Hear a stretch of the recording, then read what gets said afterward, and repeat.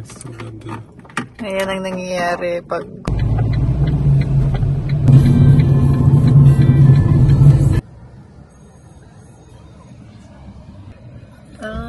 It's like a ballet. Get ready to...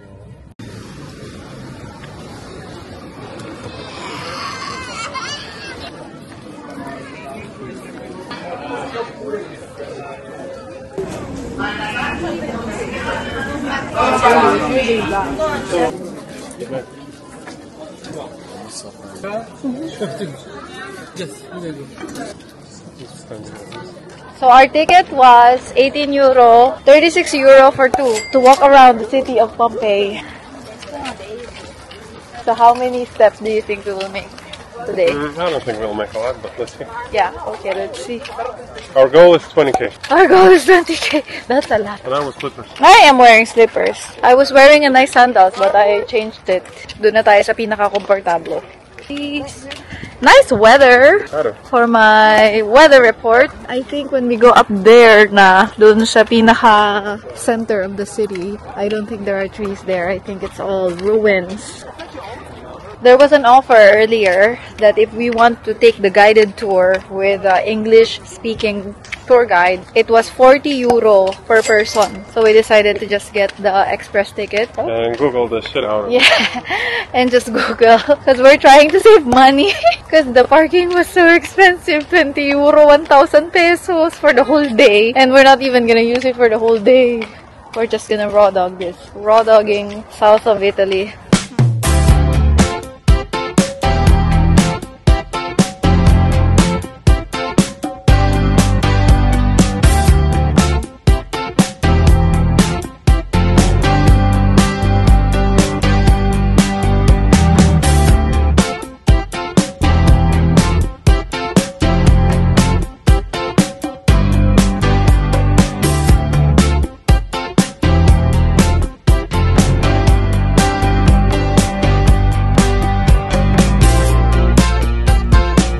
So, tapos na namin yung aming Pompeii adventures. Finally, we are now going to eat here in this area bago kami pumunta at mag-drive na naman sa aming next adventure. So, he found a nice restaurant called Kaupona. Kaupona. Sunburn? The answer is Maybe. like always, yes. Always, yes. Ang init! Always, yeah. It's so... Yes. And then, the shade. We are always looking for... I am always looking for the shade. Him, no. He loves the sun. I'm always looking for the shit. No, you said yesterday, I love the sun. And we were in Brussels and it was snowing. So I was looking for some sun. But here, the sun is different. Oh my god, it's so hot. Still. Oh my god, we're here. We're here. We're here. Look. Ayan. Entrance.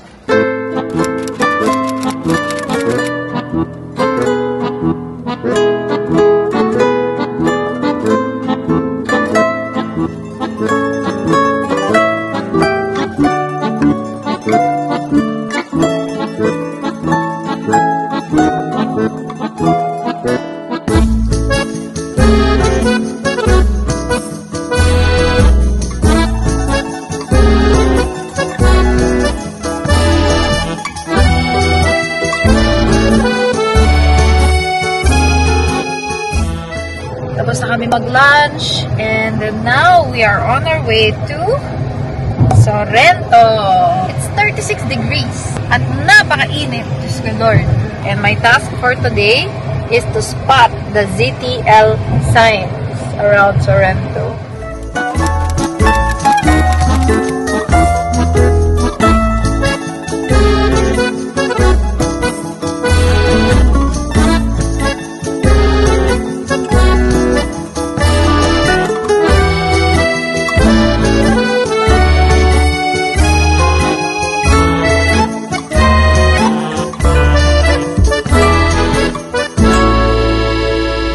Remember when we were in Lake Como?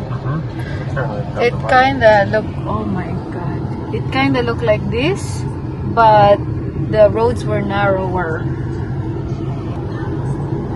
Grabe. So beautiful. Wow. Ano na nagpinta? So pretty. Oh. wanna cry. It's so pretty. It's so beautiful.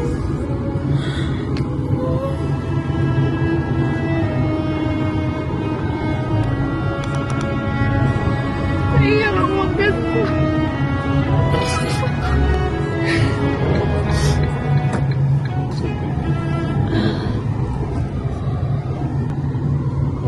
The one behind me.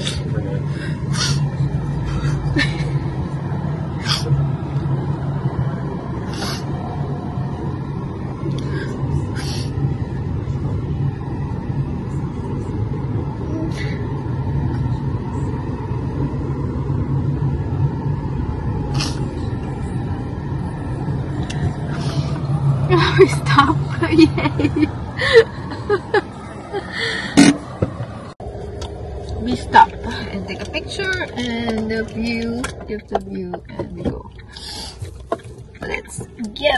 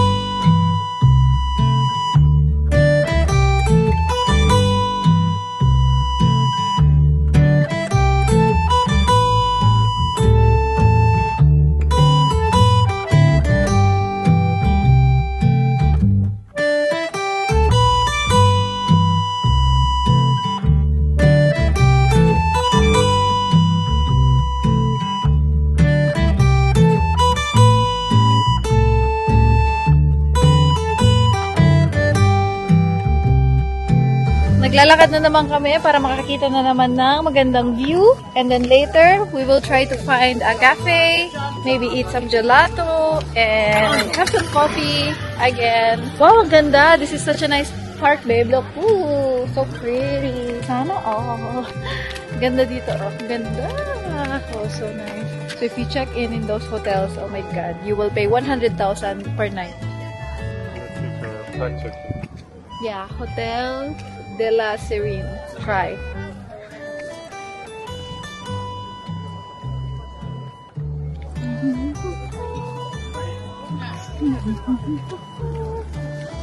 He has blisters. I'm about to have blisters now. We keep on walking and walking. We already had 10,000 steps, right, babe? 10,000 steps.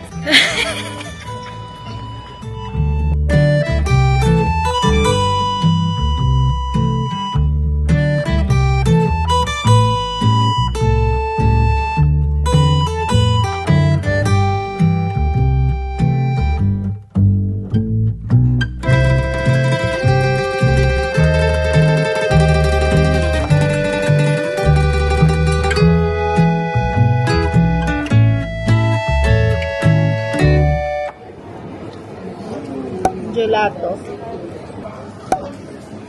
Lemon ice cream. You want to switch? You're not eating it. I am eating. Here, in front. You're like a 5-year-old with ice cream. Because it's dripping now. You don't eat it.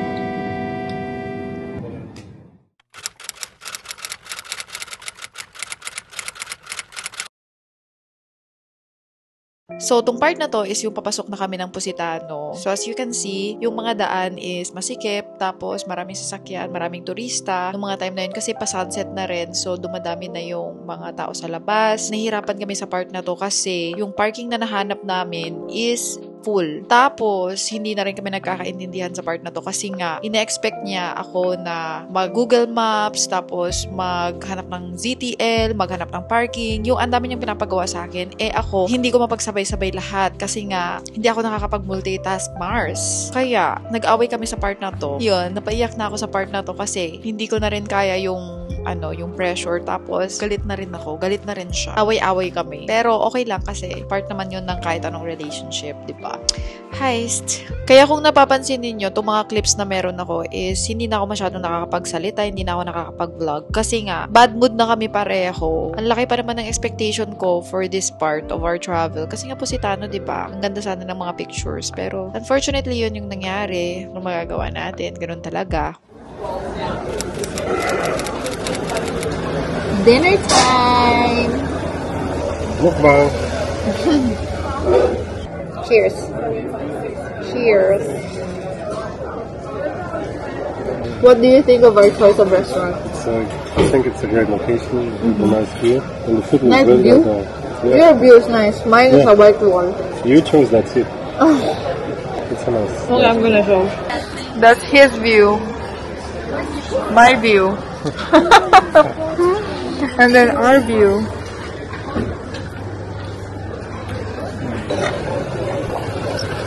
Cheers. That's all.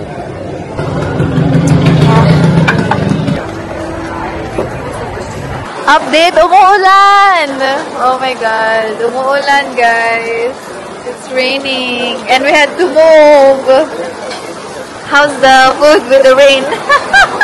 Nandun kasi kami kanina. Kaya umuulan guys.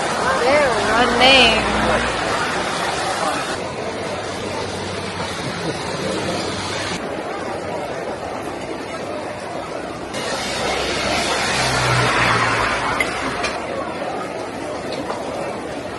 So while we were on our way going back to Naples, pauwi na, we made sure na pag-usapan namin kung ano yung mga nangyari, ano yung mga naging problema. Na-fix naman namin agad-agad. Pag-usapan namin agad-agad. Communication is key talaga, guys. Communication and understanding.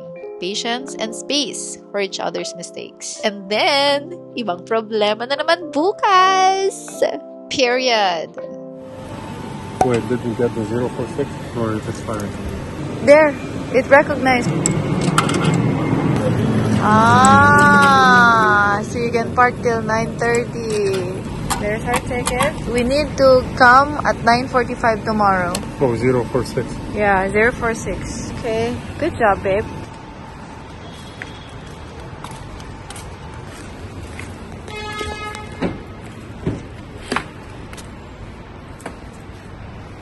So tomorrow they're gonna come and check. They might check it tonight.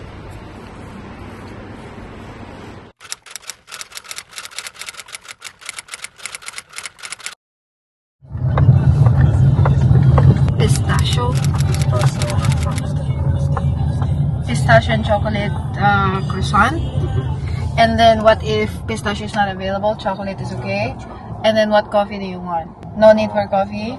Okay, just the croissant. Okay.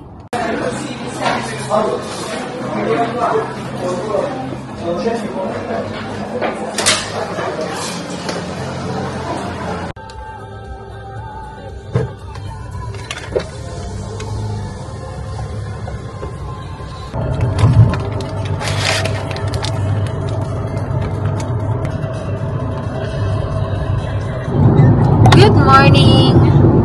We are on the road again and today we are earlier for another day of adventure. Today we are going to 3 cities again and we are going to Positano, Amalfi, Ravello. So yun yung tatlong destination namin for today. Ayun lang.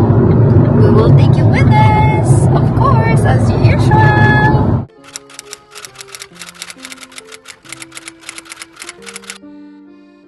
Yesterday kasi, sobrang specific ng mga plans namin. Plinano namin lahat-lahat. But then, it turned out na nahirapan pa rin kami. It turned out na marami dun sa plano namin hindi nangyari. So, ang atake namin ngayong araw na to is mahala na si Batman. So, we decided na ulitin namin yung Positano because Positano is so beautiful. But then, yung nangyari sa amin yesterday, which is, yun nga, umiyak ako, nag-away kami. Ayoko na yun yung ganap ko sa Positano. So, sabi ko sa kanya, ulitin natin, pumunta ulit tayo ng Positano. So, we ended up having lunch there. So, hinanap namin yung recommendation ng friend niya na sandwich spot. And ang gagawin mo is that pipiliin mo yung mga ingredients and yung bread na gusto mo or yung parang sauce na gusto mo, yung meat, yung cold cuts. And then, they will make the sandwich right in front of you. So, yun lang yung naging lunch namin. Super quick, super simple, and easy. Tapos, umupo lang kami somewhere. And also, inexpensive.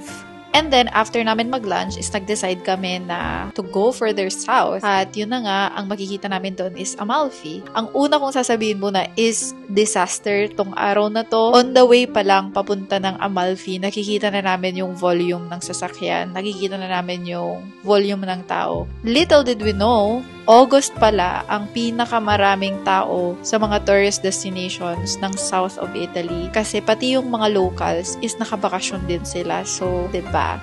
Wow! Napakagaling. Na-timingan namin yon. Grabe. Sobrang wala. Hanggang car lang kami. Actually, nakakatakot din yung daan kasi makakasalubong mo yung mga bus. Sayang kasi yun pa naman yung isa sa mga dream destination ko sana, Amalfi. Pero sis, hindi namin kinaya, Mars. Actually, pati ako na sobrang patient sa mga ganito, ako din, humip up na rin ako. So, wala.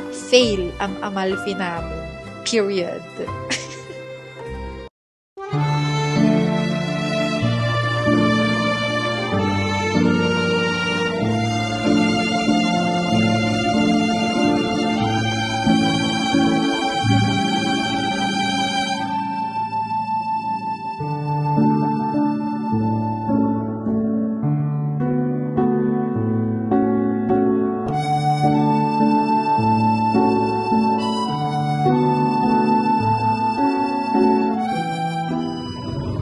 Looking forward sana with Amalfi, but my God, it was impossible. Yesterday, we also had a stressful day, and then we thought today would be a lot better, but no.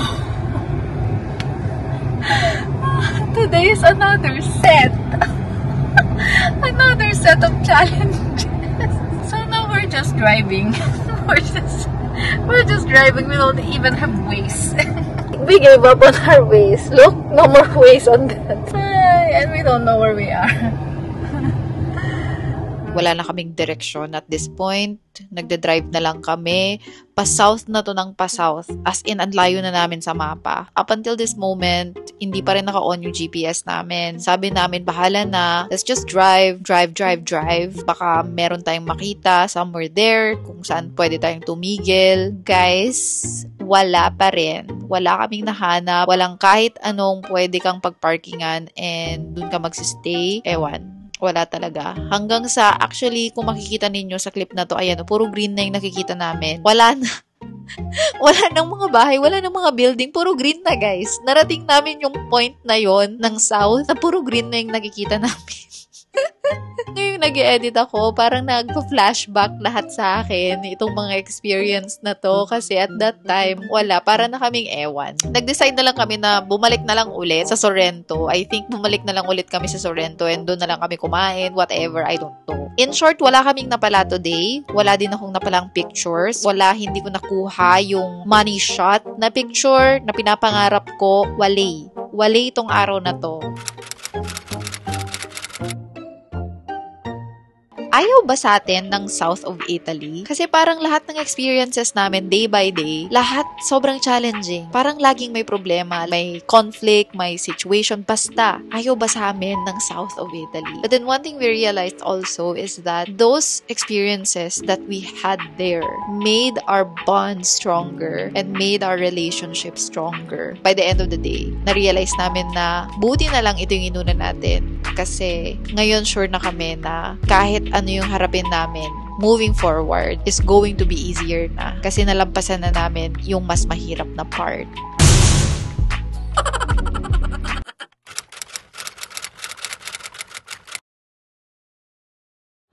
We're here in the heart of Naples and we are going to eat pizza again. We are in a different restaurant at itong street na to is kung saan nag-originate yung pizza, which is Naples. It's 9 o'clock p.m. and we haven't had dinner yet. Finally, to end the day, to eat pizza. Hi. In our home neighborhood. We call this home na. Sobrang busy, ang daming tao. Everybody is looking for a place to eat. Everybody's eating.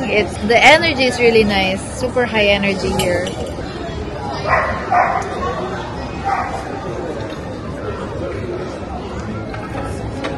Margherita.